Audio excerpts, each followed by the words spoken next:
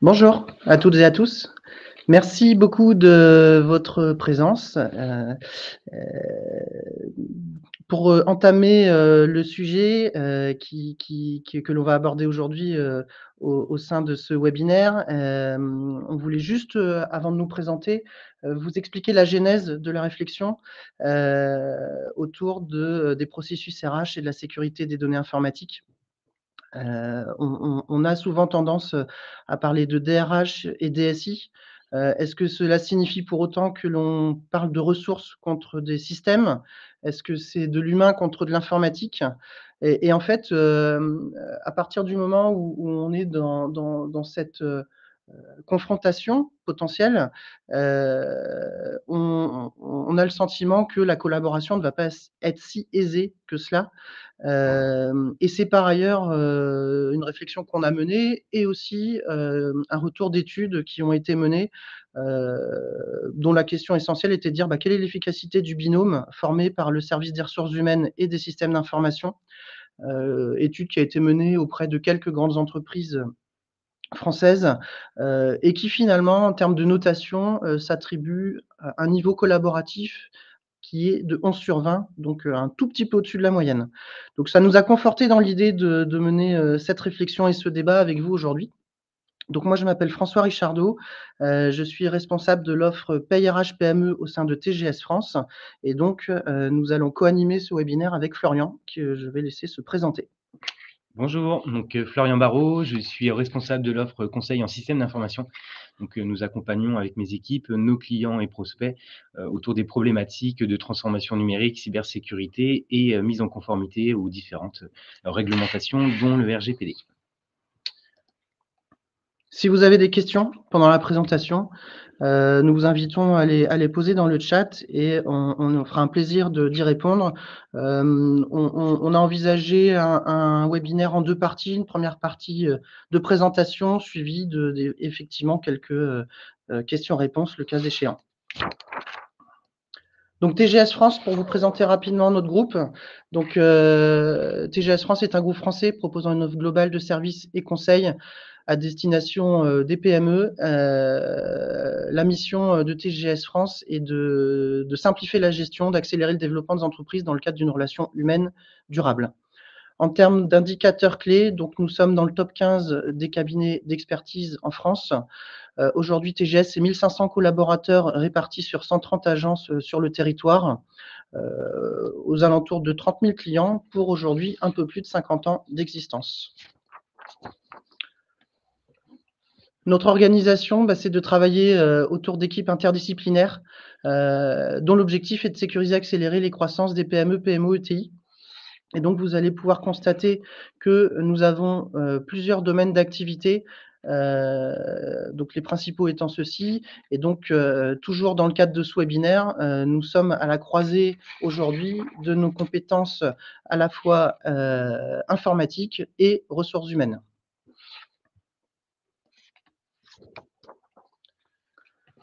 Donc pour continuer l'introduction de ce webinaire, nous souhaitions vous rappeler un peu le contexte, notamment, comme l'expliquait François, de la collaboration entre DSI et DRH et notamment de l'expérience collaborateur dans le cadre de son onboarding au sein de l'entreprise. Et on a décidé de faire de manière très synthétique, vous présenter les principales conséquences pour le collaborateur ou pour le nouvel entrant dans la structure d'un processus d'onboarding mal maîtrisé. Donc, premier point qu'on a régulièrement identifié dans le cadre de l'accompagnement de nos clients concerne la validation des documents RH et la transmission des informations personnelles dans le cadre d'un recrutement qui peuvent s'avérer être laborieuses, avec des échanges répétés entre la DRH, le collaborateur, éventuellement le manager qui procède au recrutement, etc.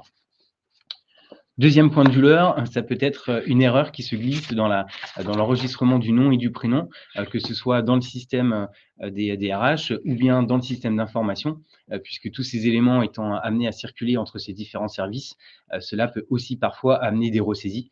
Et on n'est pas à l'abri aujourd'hui avec l'orthographe des prénoms ou des noms de faire une erreur et avec toutes les conséquences que cela peut avoir à l'arrivée du collaborateur, une adresse mail qui est incorrecte, un identifiant pour se connecter au système d'information qui est incorrect. Et parfois, il est beaucoup plus compliqué de procéder à la correction, à la modification de ce prénom que d'être attentif à sa création au moment où on va saisir ces informations. Le troisième point de douleur qu'on a généralement remarqué, c'est un accès au système d'information qui n'est pas opérationnel le jour de l'arrivée du collaborateur.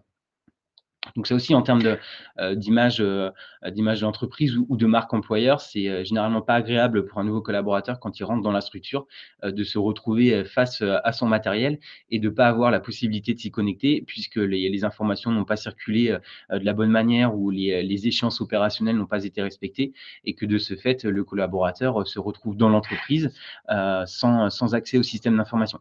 Et ça a bien évidemment un impact également pour l'entreprise qui perd systématiquement quelques jours de productivité si la personne est opérationnelle dès les premiers jours, puisque celui-ci ne peut pas travailler. Quatrième point de douleur également important, donc toujours entre DSI et DRH, ça va être la non mise à disposition du matériel à l'arrivée du salarié. Donc parfois il a ses accès mais pas le matériel, parfois il a le matériel mais pas ses accès, et puis parfois il a ni l'un ni l'autre. Donc effectivement là aussi on se retrouve dans des situations qui peuvent être un petit peu compliquées pour le collaborateur qui va attendre quelques heures, quelques jours parfois pour disposer de matériel. Alors on va trouver parfois des solutions temporaires en lui mettant du matériel obsolète ou autre en attendant les nouveaux équipements, mais c'est voilà, en termes encore une fois de marque employeur, c'est pas top. Autre point important, ce sont les éléments contractuels qui ne sont pas prêts. Donc ça aussi, c'est un constat général où on voit dans certaines structures les collaborateurs qui commencent un lundi, par exemple le 1er octobre, et qui vont obtenir leur contrat finalement que dans les jours ou les semaines qui suivent. Donc ce qui laisse un flou autour de la mission et puis des éléments contractuels qui vont encadrer la collaboration entre le salarié et l'entreprise. Et puis, dernière mauvaise expérience sur laquelle on voulait insister, tout simplement le premier bulletin de paye qui est incorrect. Donc, le collaborateur a fait ses premières semaines ou son premier mois dans l'entreprise, et puis au moment où il va recevoir son premier bulletin de paye, il va se rendre compte que ça correspond pas à ce qui avait été validé avec le manager au moment du recrutement, avec les DRH ou parfois même avec le contrat, puisqu'entre les différents échanges qu'il y a pu y avoir entre ces différents services, il y a eu une information qui a mal circulé ou une information erronée qui s'est glissée. Et là aussi, en termes de ressenti collaborateur ou en termes de marque employeur, on n'est pas dans une situation idéale. Donc évidemment, le onboarding, vous l'avez bien compris. Alors, il y a certainement d'autres aléas auxquels vous avez pu être confrontés. Ce ne sont que des exemples, mais ce qu'il faut retenir, c'est que le onboarding est une période décisive et engage effectivement, en fonction de la façon dont ça se passe, la suite au sein de l'entreprise. Ce qui est important à retenir en termes d'indicateurs, il y en a quelques-uns. Le premier, c'est que 25% des nouveaux embauchés quittent leur emploi la première semaine. Donc, ça fait un volume important. 80% des recrues décident de rester ou non dans les 6 premiers mois au sein de l'entreprise. 45% des démissions ont lieu la première année. Et seulement 12% des salariés sont satisfaits de l'onboarding qu'ils ont vécu. Donc, tous les aléas que vient d'évoquer Florian peuvent être traités effectivement avec peut-être des outils ou des organisations différentes. Et donc, l'objectif maintenant, c'est de vous présenter les enjeux de la transformation numérique des processus RH. Donc, on a identifié quelques enjeux RH. L'optimisation de la gestion des ressources humaines. Alors effectivement, on est qui plus est en ce moment dans un contexte de marché en tension. Les recrutements sont de plus en plus difficiles. L'attachement aux entreprises est parfois un peu moindre. Donc il faut effectivement optimiser les ressources humaines. Amélioration de la marque employeur, c'est très important, c'est très d'actualité grâce à un accueil réussi des nouveaux entrants. Gagner en productivité, que ce soit dans la réalisation des bulletins de paye, des documents RH. Évidemment, en trame de fond, rester en conformité. On est sur un contexte réglementaire qui est très, très évolutif, qui est en constante évolution au quotidien. Donc, il faut effectivement garder en mémoire d'avoir cette conformité qui est importante. Et puis, effectivement, dans l'optimisation, simplifier et fluidifier les process pour faciliter les échanges entre les parties prenantes, qui sont les candidats, les salariés et les services internes de l'entreprise. En parallèle, donc, nous avons identifié les enjeux autour de la DSI, donc notamment l'optimisation de la gestion des utilisateurs. dans le cadre donc de leur arrivée, comme on l'évoquait, tout à l'heure, mais pas seulement. Ça peut également être dans le cadre de mutation ou d'évolution de poste et également dans le cadre de départ de salariés. Donc c'est important, comme on le disait, dans le cadre de l'accueil d'un nouveau collaborateur qu'il puisse disposer rapidement de ses identifiants, pour pouvoir, travailler, dès son arrivée.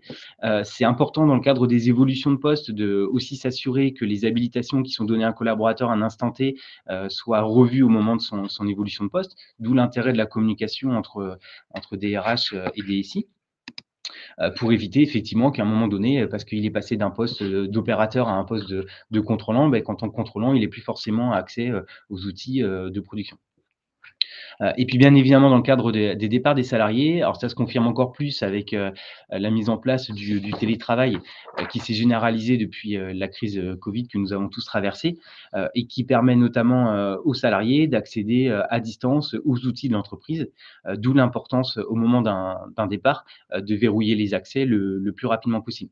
Et là encore, la rapidité de transmission de l'information entre DRH et DSI est très importante, pour qu'effectivement la DSI puisse verrouiller le compte, soit à partir d'une date déterminée, donc le collaborateur part, le 30 septembre, donc les accès vont être bloqués, dès le 30 septembre de manière automatique, ou soit, dans le cadre d'un départ un peu précipité, que l'information soit communiquée le plus vite possible pour que les accès soient verrouillés dès le départ. Tout ça, bien évidemment, dans un contexte, de cybercriminalité qui est en forte, recrudescence, d'où l'importance de sécuriser, les données, et la conformité des process. Assurer la disponibilité et la performance des outils informatiques. Donc, effectivement, si on garde un axe très DRH, on sait que, il y a des périodes, dans le mois où les outils RH doivent être, impérativement disponibles. Donc, il faut effectivement que la DSI s'engage à ce que ces outils soient bien disponibles à cette période-là et avec un niveau de performance qui permette aux collaborateurs de la DRH, de produire les bulletins de paye et cetera dans les délais qui leur sont, imposés. Euh, comme on l'a évoqué, il y a tout un ensemble de flux qui vont circuler, entre les applications, DRH, DSI et cetera. Donc il est important effectivement de sécuriser ces flux, notamment dans le cadre, de transfert de données qui peuvent être, personnelles, donc et notamment sur le volet, réglementation, règle sur la gestion, pardon, des données personnelles. Donc les DRH effectivement sont très concernés par ce sujet puisqu'elles sont amenées à collecter des informations dites personnelles, donc données d'identité, données sur la situation familiale ou personnelle, données sur la situation économique des collaborateurs, et cetera. Et également des données sensibles, puisque toutes les DRH pardon, sont amenées à collecter à minima le numéro de sécurité sociale dans le cadre de l'établissement du contrat de travail, mais également parfois des données liées à de l'appartenance syndicale ou voire même des données liées à un casier judiciaire pour certaines activités qui le nécessitent. Donc toutes ces données forcément vont circuler au sein des différents services de l'entité ou vont circuler entre les parties prenantes, hein, entre le candidat qui va envoyer ses informations à la DRH, etc. Et il est très important d'en assurer non seulement la sécurité, mais aussi la traçabilité d'accès. Et puis, bien évidemment, toutes les notions autour du RGPD, donc durée de conservation, archivage, etc. Donc là, il y a un enjeu fort entre DRH et DSI. Et puis, autre axe qui est de plus en plus important dans les organisations que nous accompagnons, c'est la mise à disposition des données RH fiables pour la réalisation de tableaux de pilotage. Comme on le disait, l'attachement des collaborateurs aux entreprises passe par une bonne expérience autour de l'onboarding, et cetera. Donc toutes les statistiques, toutes les informations qui vont pouvoir remonter, alors pas seulement, mais en partie sur la satisfaction des collaborateurs, est importante à analyser justement pour se mettre dans un process d'amélioration continue et de s'assurer que les collaborateurs vont être le plus fidèles possible à l'organisation. Donc sur quels aspects le digital RH représente-t-il une opportunité pour votre entreprise? Donc c'est une enquête qui a été réalisée par l'Usine Digitale, sur la fin de l'année 2021 auprès de 250 décideurs RH. Donc comme on l'a évoqué, à hauteur de 68 pour optimiser la marque employeur. Et comme vous pouvez le constater, c'est encore plus vrai dans les très grandes entreprises puisque 81 des décideurs RH, pensent que la numérisation, la transformation numérique des outils, RH, peut permettre d'optimiser la marque employeur. Bien évidemment, se focaliser sur des missions à plus forte valeur ajoutée, Donc ça, c'est important. Ça veut dire qu'en en automatisant certaines tâches, on va pouvoir, permettre aux collaborateurs des équipes ressources humaines de se concentrer sur des tâches à plus forte valeur ajoutée. Et comme l'expliquait François tout à l'heure, on sait que le marché est tendu, qu'il est difficile aujourd'hui de recruter des personnes pour intégrer les équipes RH. Donc, plutôt que de les charger de petites tâches sans valeur ajoutée, automatisons certains process et laissons-leur du temps pour travailler sur des sujets plus intéressants. Amélioration de la performance de la fonction RH, donc bien évidemment, avec des outils performants disponibles, on va gagner en productivité sur ces équipes. Analyser donc les données RH de manière pointue. Donc, on l'a dit juste avant, c'est un axe aussi important. 60% des décideurs se sentent concernés par ce sujet. Donc pour pouvoir remettre à la direction générale des informations, des indicateurs qui soient à jour et pertinents sur l'activité des ressources humaines. Innover également avec des nouvelles pratiques RH. Donc, on sait que la nouvelle génération est très sensible, à ce sujet. Donc, autant sur la mise à disposition des outils dans le cadre de la réalisation de leur mission au quotidien, mais également dans l'expérience qu'ils vont vivre, au moment du recrutement, sur la facilité de transmission des documents, sur le fait de ne pas avoir à communiquer X fois le même document à différents services et cetera. Et puis enfin, accompagner le travail à distance, notamment par le biais de mise en place d'outils qui vont permettre aux organisations de gérer les plannings de télétravail, de faciliter l'accès au système d'information, et cetera. Donc on le voit, hein, sur cette thématique de transformation numérique des processus RH, il y a des vrais gains, et les décideurs RH sont quand même aujourd'hui, se sentent concernés en tout cas, par ces gains que pourraient apporter les nouveaux outils. Donc on a posé, les enjeux, côté RH, côté système d'information. On vous a présenté, quelques chiffres à l'appui, que le fait que ce soit quand même, des enjeux qui sont significatifs, pour les organisations. Donc, ce qu'on propose maintenant, c'est peut-être de voir comment, communément, les directions des ressources humaines et les directions des systèmes d'information peuvent relever ces défis ensemble. Donc sur la partie, DRH, ce qu'on a identifié, bah, c'est effectivement, tout ce qui est gestion du personnel, entrée, sortie, gestion des flux finalement, la production de bulletins, hein, comme le disait Florian, on est toujours sur des périodes, très courtes et très intenses. L'automatisation des échanges qui est de plus en plus, requis, dans le sens où il est nécessaire, effectivement pour traiter plus de volume, bah, d'avoir des automatismes pour, faire fi des tâches à faible valeur ajoutée, pardon. Le recrutement qui est quand même l'enjeu du moment, et puis la gestion des compétences et des formations. D'un point de vue, DSI, hein, les principaux défis à relever aujourd'hui, ce sont bien évidemment, heu, l'optimisation de la gestion des accès au système d'information. On l'a évoqué, hein, dans un contexte de forte cybercriminalité, plus la gestion des accès au système d'information est fine et gérée dans les bons délais, cela permet de sécuriser les accès donc, au système. Et encore une fois, d'un point de vue productivité, l'idée, c'est qu'effectivement les collaborateurs, aient leurs accès dès leur arrivée au sein de l'organisation. Les problématiques de performance ou de disponibilité des outils, donc on l'a déjà évoqué. À titre d'information, hein, dans le cadre de cyberattaques, généralement, le premier outil qui redémarre après l'arrêt complet du système d'information, ce sont les outils RH, puisque généralement, au-delà on va dire de la crise technique que va vivre l'entreprise, du fait de la non-disponibilité de son système d'information, ce qu'elle souhaite surtout éviter aussi, c'est la crise sociale, avec éventuellement, des outils RH qui ne fonctionnent plus et l'incapacité à produire les bulletins de paye, à procéder au virement des salaires, et cetera. Donc effectivement, la disponibilité des outils RH est aujourd'hui, un élément clé, on va dire du bon fonctionnement d'une organisation. La sécurisation pardon, des flux de données, donc flux entre, comme on l'évoquait tout à l'heure, les parties prenantes, donc des échanges d'informations entre le candidat et la DRH, entre la DRH et le DSI, entre la DRH et le manager, entre le manager et le candidat. Donc là, il y a effectivement tout un ensemble de flux de données à sécuriser.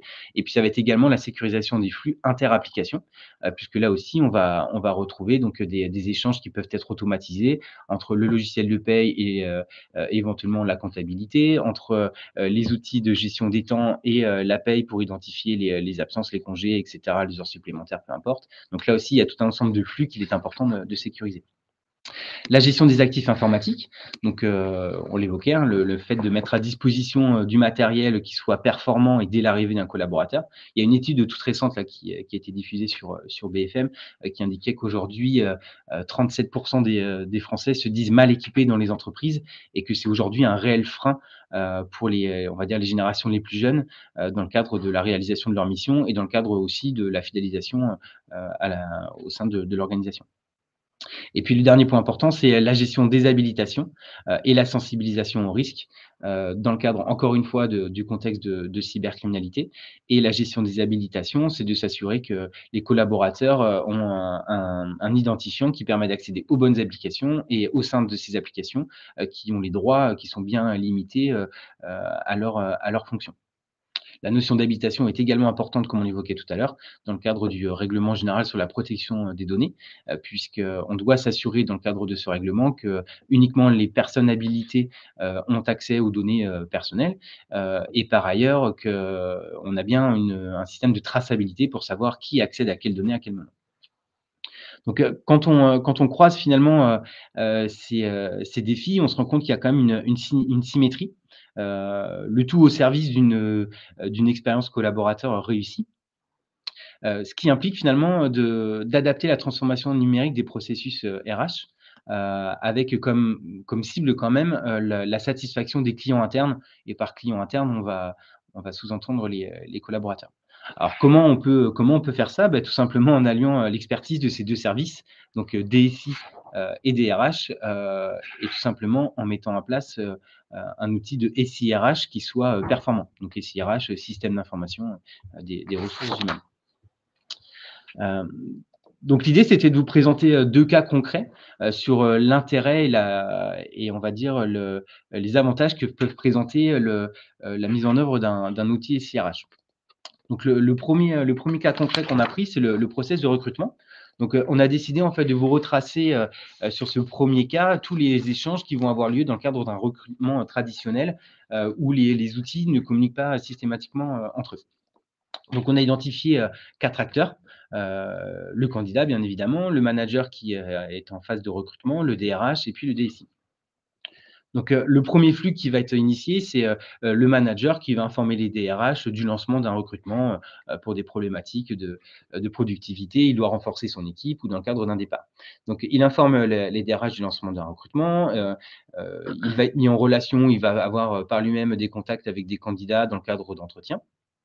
Une fois les candidats rencontrés et on va dire le candidat sélectionné, il va informer donc les DRH de la validation du recrutement pour procéder donc à la suite du recrutement.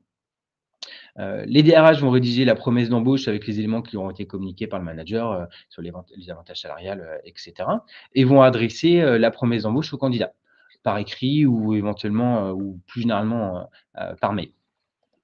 Le candidat va prendre connaissance de la promesse d'embauche, s'assurer que les éléments sont corrects, va éventuellement la signer, parfois numériquement ou parfois de manière en l'imprimant, en rescannant, en renvoyant, et va transmettre donc ces éléments à la DRH, encore une fois, pour la plupart du temps par mail, en y joignant quelques données personnelles et les pièces justificatives nécessaires donc à la DRH pour créer la fiche salariée.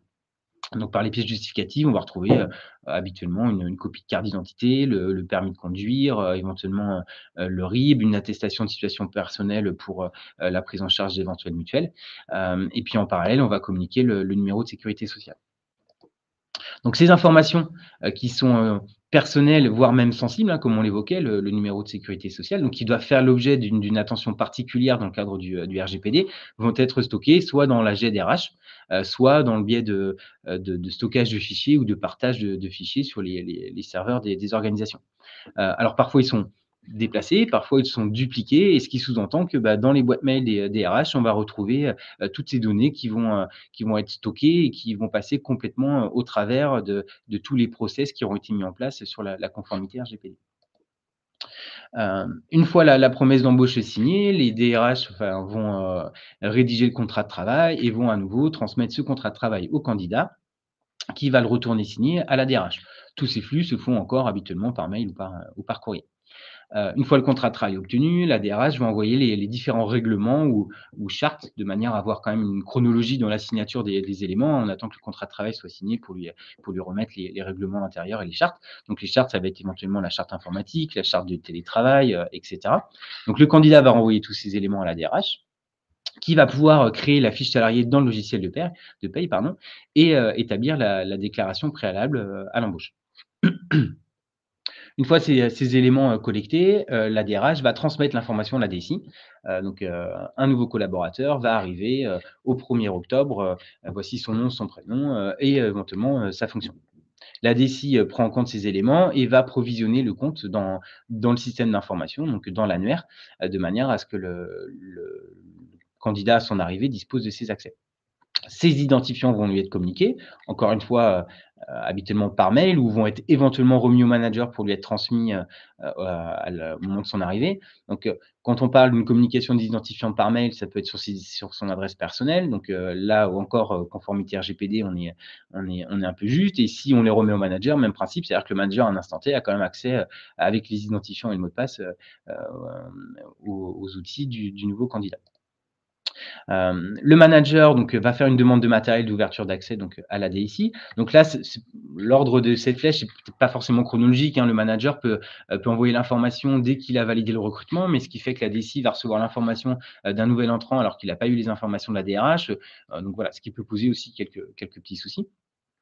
Pour que la DSI donc regarde si elle a effectivement en stock le matériel nécessaire ou éventuellement si cela nécessite une commande de matériel ou autre. Donc va préparer le matériel et va le remettre donc au candidat à son arrivée ou comme on le disait, si la demande de matériel était faite un peu tardivement parce que le manager pris par son quotidien et ses opérations n'a pas pensé à faire cette demande-là.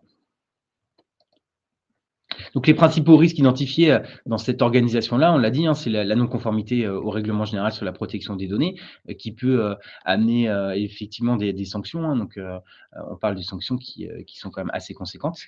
Des erreurs de ressaisie, puisque tous les éléments qui circulent vont être adressés par mail avec des documents complétés manuellement. On va recréer manuellement dans le système d'information l'utilisateur, on va recréer l'utilisateur dans l'outil de gestion de paye, etc.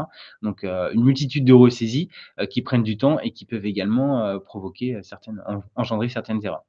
Des échéances légales non respectées. Donc, si le candidat met du temps à renvoyer les éléments qui sont nécessaires à la DPAE, bah, le service RH peut se retrouver dans une situation où il ne respecte pas les délais légaux pour faire effectivement le dépôt de cette déclaration préalable à l'embauche. Des échéances opérationnelles non respectées. Donc là, on va plutôt évoquer les problématiques comme on les a introduites tout à l'heure, de matériel non disponible à l'arrivée ou de code d'accès non disponible à l'arrivée du collaborateur et d'un accueil collaborateur qui n'est pas top.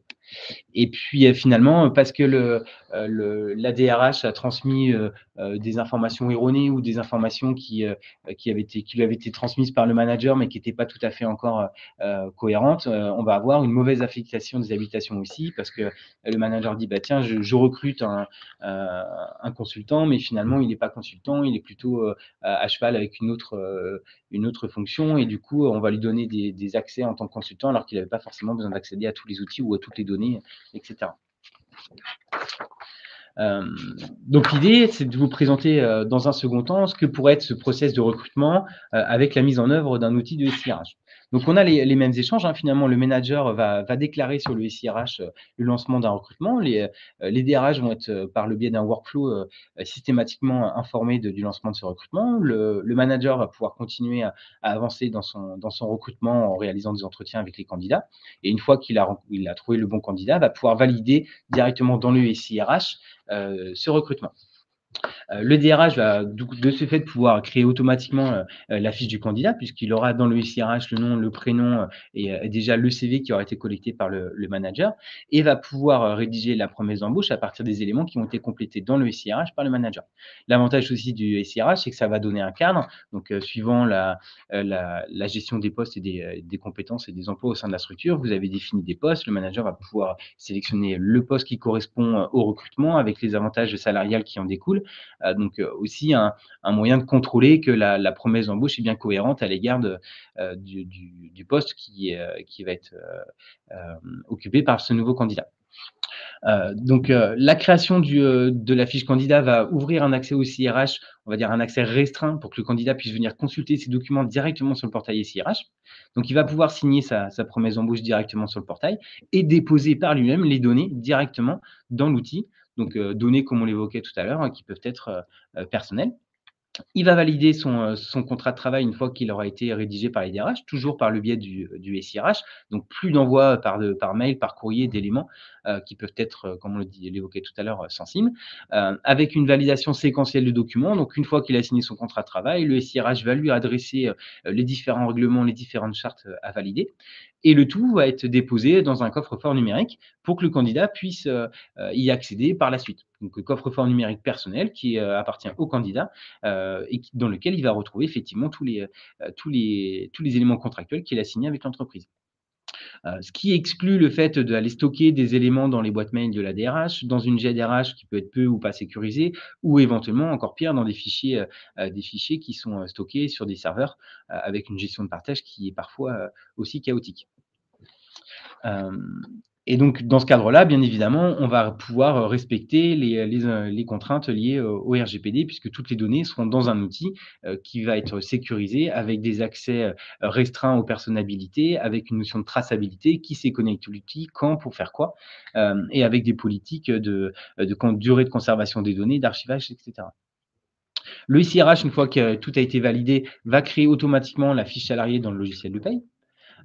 Et va provisionner automatiquement les accès dans l'annuaire en informant la DSI effectivement de la création d'un nouvel utilisateur. Mais tout ça se fait de manière automatique, pas de risque de ressaisie. Les informations, c'est le candidat qui les a saisies. Donc là aussi, quand on est amené à saisir notre nom, notre prénom, on fait moins d'erreurs que quand c'est une personne tierce qui peut les saisir, avec, comme on le sait aujourd'hui, des orthographes qui peuvent varier de manière assez particulière sur certains prénoms, etc.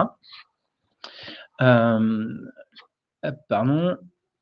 Le SIRH va également, par le biais d'un workflow, alerter donc la DSI du fait de la création de ces nouveaux utilisateurs, de la mise à disposition de matériel correspondant au poste qu'il est censé occuper. Donc la DSI va pouvoir, à travers ses outils de gestion de parc, valider s'il y a du matériel à mettre à disposition.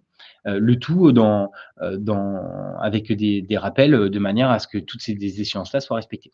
Donc les principaux gains, contrairement à ce qu'on a pu voir tout à l'heure, conformité RGPD. Donc, toutes les données sont stockées dans un environnement sécurisé et conforme au RGPD, donc limite le risque de stockage dans les messageries, dans des fichiers ou sur des espaces non sécurisés et non sauvegardés. Délégation de la saisie aux postulants, donc ce qui peut représenter un gain de temps pour les équipes RH, supprime le temps de collecte des informations relatives aux candidats, facilite la transmission des éléments contractuels et dématérialise la signature des documents RH.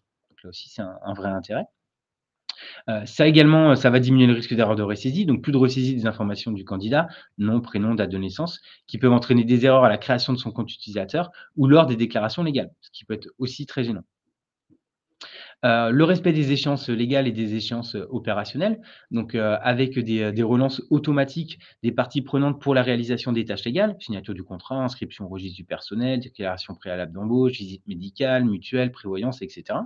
Et des tâches opérationnelles, préparation, mise à disposition des équipements et des accès au système d'information, également aux locaux, s'il y a un système de badge et qu'il faut remettre au collaborateur un badge à son arrivée, information des équipes automatiquement, donc toutes les équipes vont être informées de l'arrivée d'un nouveau collaborateur, etc.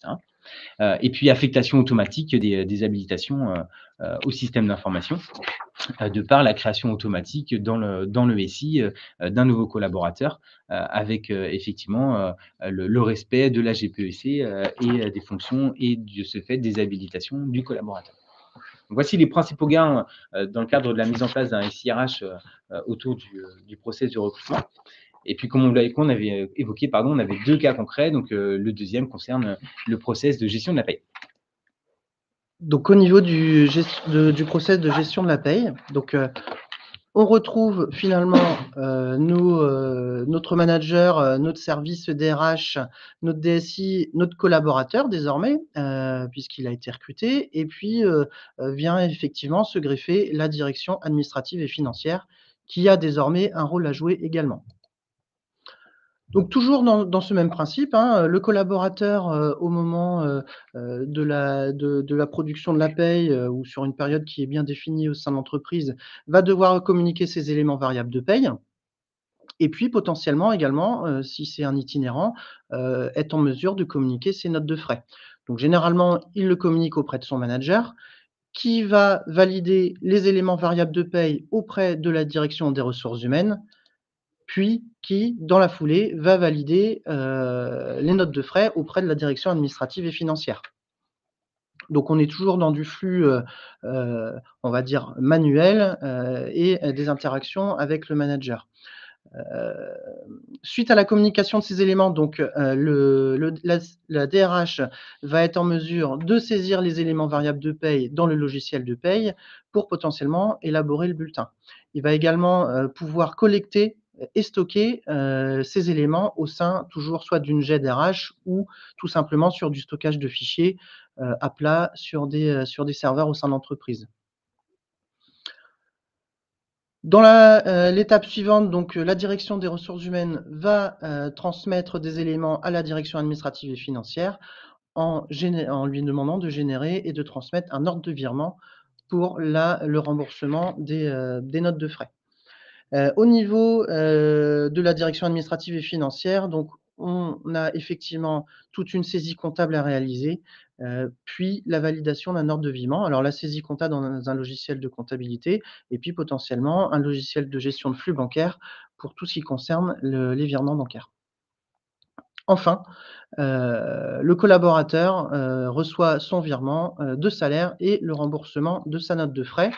Donc tout ça en provenance de la direction administrative et financière et puis il reçoit son bulletin par courrier, remis en main propre ou encore pire par mail pour pouvoir consulter effectivement son bulletin. Donc là, on est dans un schéma,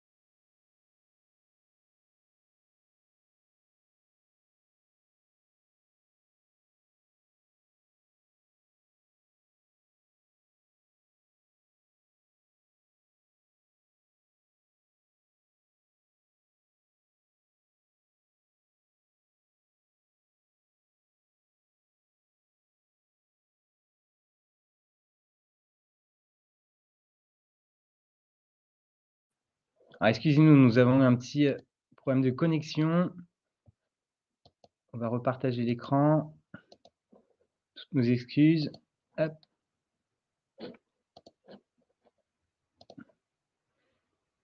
Voilà. Nous en étions là, excusez-nous. donc voilà, sur ce schéma, donc évidemment, on a identifié quelques risques. Qui sont la non-conformité au RGPD, des erreurs de ressaisie, en particulier des éléments variables de paye et des notes de frais qui sont saisis à minima à 2 ou 3 reprises, des échéances RH non respectées, des échanges de données hétérogènes et qui sont donc peu ou pas sécurisés, et puis un contournement possible des règles et usages, dans le cas, des échanges interpersonnels.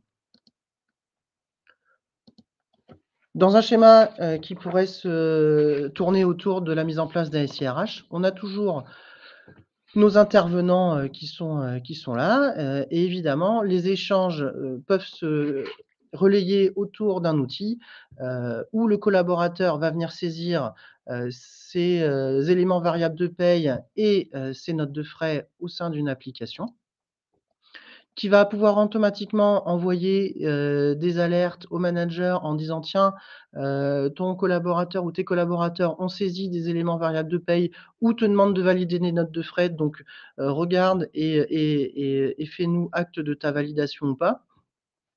Tout ça est tracé bien évidemment. Le système envoie automatiquement la note de frais à la direction administrative et financière, qui sait qu'elle a été préalablement validée par le manager, puisque le système lui indique. Heu et également, le système envoie les éléments variables de paye à la direction des ressources humaines, qui est en capacité, de valider que, le manager, via le workflow, a bien validé les éléments. Ça nous permet, toujours dans le même principe, d'élaborer les bulletins de paye dans le logiciel de paye dédié à cet effet. Et puis effectivement, on n'a pas besoin, on limite, le stockage en externe des outils, ce qui nous permet, d'obtenir une conformité RGPD qui est beaucoup plus aboutie. La DRH va automatiquement générer, un ordre de virement qui va être envoyé à la direction administrative et financière, qui va permettre, pardon, de faire sa saisie dans le logiciel de comptabilité et générer le flux, dans le logiciel de banque. Le virement du salaire et remboursement de la note de frais peuvent être réalisés et le bulletin de paye automatiquement envoyé par l'USIRH dans un coffre-fort à destination du collaborateur. Donc on n'a plus d'envoi manuel ou de dépôt, sur le bureau ou d'envoi par mail, ça nous permet d'être en conformité avec le RGPD. En trame de fond, on a toujours notre DSI qui lui, pour le coup, a toujours les mêmes missions, c'est-à-dire qu'il doit toujours être en mesure de garantir la sécurité des échanges des données entre les parties prenantes. Par contre, sa mission est quand même beaucoup plus simplifiée puisqu'il a un outil unique ou en tout cas un socle d'outils qu'il maîtrise parfaitement puisque les flux sont maîtrisés. Et puis, il doit effectivement garantir l'accès à la plateforme SIRH et aux outils RH et finances pendant la période d'établissement des bulletins de paye. Donc sa mission au DSI, elle est finalement somme toute quasiment identique, mais elle est beaucoup plus maîtrisable, et cela permet de répondre aux exigences de timing qui sont, on le sait, très courts, sur, la production de bulletins. Alors les gains, ils sont effectivement, multiples. On a, on a des gains au niveau de la conformité en RGPD puisque, effectivement, on limite le risque de stockage des données dans des messageries, dans des espaces non sécurisés. Tout est centralisé dans les outils. On a une simplification de la saisie des éléments variables de paye, et des notes de frais qui, permettent effectivement de limiter le risque d'erreur et puis de rendre ce travail malgré tout un peu plus ludique. On a le respect des échéances RH, hein, puisque, le système permet potentiellement de faire, des relances, de façon automatique. Les échanges de données sont sécurisés puisqu'on est sur de l'inter-outil et donc potentiellement, on fait communiquer les outils entre eux de façon beaucoup plus sécurisée et puis, les outils permettent de mettre en place des règles et usages, au sein des entreprises, qui sont, a fortiori respectés puisque c'est l'outil qui les impose.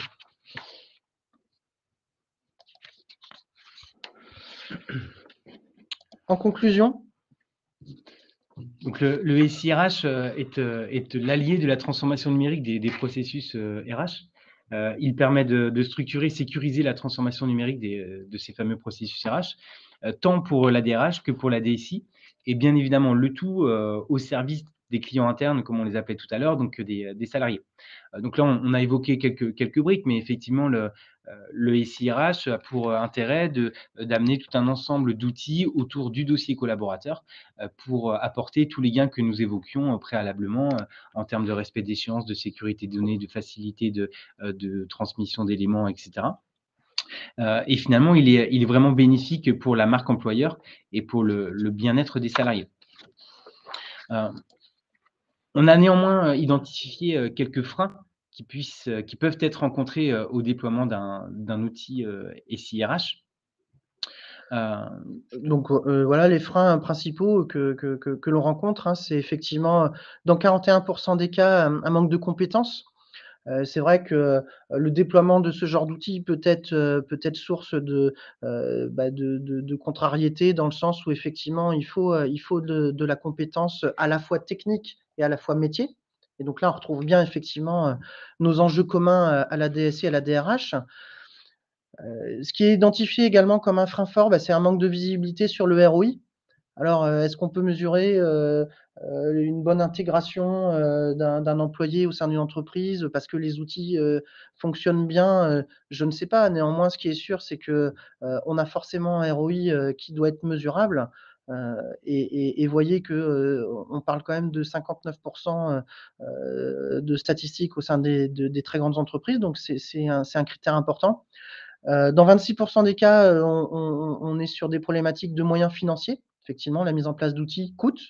On est sur de l'investissement, voilà, donc c'est important de se le dire. C'est, aussi, peut-être, en réfléchissant, sur le ROI qu'on pourra traiter le manque de moyens financiers ou en tout cas, le sentiment de pouvoir investir en ayant un retour sur investissement rapide.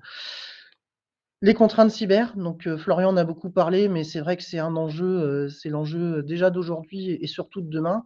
On a de plus en plus de cyberattaques, donc il faut en tenir compte. On sait qu'on est sur de la donnée, sensible, mais aussi sur, un enjeu, qui est le salaire des collaborateurs. Donc on n'a pas le droit à l'erreur. Il faut en tout cas prévoir, le plan B et le plan de secours. Et puis après, dans 24 des cas, on a un petit peu de résistance culturelle. Au changement probablement, et c'est vrai qu'on le vit, sur, des changements d'outils informatiques, hein, pas que sur les sujets RH. Mais c'est vrai que le sujet RH et le sujet paye étant un sujet un peu critique, on a souvent tendance à vouloir le repousser un peu parce que même si on a un outil, ou des outils qui fonctionnent pas trop bien, bah, on s'en contente. Et puis on a 19 malgré tout et qui rejoint le point précédent, des outils actuels qui sont considérés comme pas ou peu adaptés. Donc ça, c'est important, et ça représente, malgré tout 56 au sein des très grandes entreprises. Alors, l'idée de vous présenter ces freins, c'est de bien évidemment, ne pas remettre en question un éventuel, projet autour de la transformation numérique des process, RH, mais Mmh. plutôt de les identifier avec vous de manière à pouvoir, lever tout de suite, ces freins et apporter, des réponses, de manière à pas attendre d'être confronté à ces problématiques-là pour les traiter. Et comme on l'évoquait, hein, chaque point abordé par François ici, on a les réponses, sur les contraintes de cybersécurité, c'est faux. On a plutôt intérêt, au contraire, comme le présentait François tout à l'heure euh, dans l'exemple, de tout concentrer sur un seul outil pour en assurer vraiment ou mettre les moyens pour assurer la sécurité de cet outil plutôt que de laisser des données qui se dispersent dans des boîtes mail. Et on sait qu'aujourd'hui, les boîtes mail, notamment, sont très exposées sur Internet et qu'il arrive fréquemment que les boîtes des collaborateurs puissent être piratées. La résistance culturelle, c'est également le cas sur la dématérialisation des bulletins de salaire. Là Oui. aussi, il y a tout un accompagnement à faire auprès des collaborateurs et même dans certaines entreprises où au départ, on pensait que ce serait très compliqué, finalement, une fois que les gens ont pris l'habitude de recevoir leur bulletin de salaire dans le coffre-fort numérique et quand ils ont besoin d'y référer, d'aller chercher des bulletins d'il y a 6 mois, 9 mois, ils n'ont pas besoin d'aller rouvrir les boîtes archives, c'est un vrai intérêt. Donc voilà, cette dernière slide, il y avait vraiment pour objectif de vous dire que la réussite d'un projet ICRH doit être effectivement menée conjointement par la DRH et la DSI, qui forment un binôme important justement à la réussite de ces projets-là, et que ça doit également être sponsorisé par la direction générale pour aller effectivement lever ces différents freins que nous venons d'évoquer. Voilà, pardon. Si vous avez des questions, nous sommes bien évidemment à votre disposition pour y répondre. Donc n'hésitez pas à les transmettre dans le cadre du chat.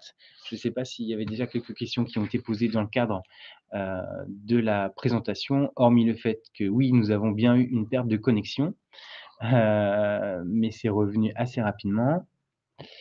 Donc n'hésitez pas, hein, vraiment si vous avez des questions, nous avons encore, quelques minutes devant nous pour y répondre. En tout cas, on espère que le webinaire vous a apporté des informations et que l'éclairage que nous souhaitions vous apporter sur le binôme DSI, DRH est concret pour vous.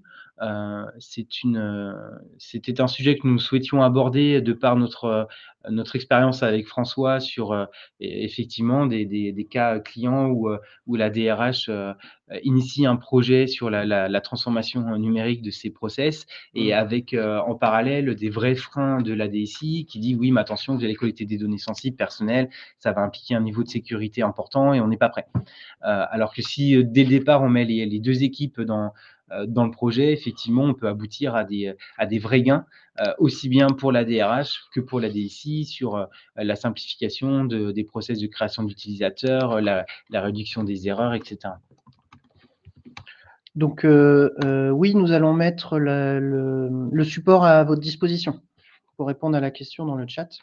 Et effectivement, je rejoins Florian, le changement d'outil doit être piloté par les 2 parties. Les objectifs, ils sont vraiment communs, en fait, et c'est ce qu'on a voulu mettre en exergue dans le cadre de ce webinaire, c'est que les objectifs sont communs.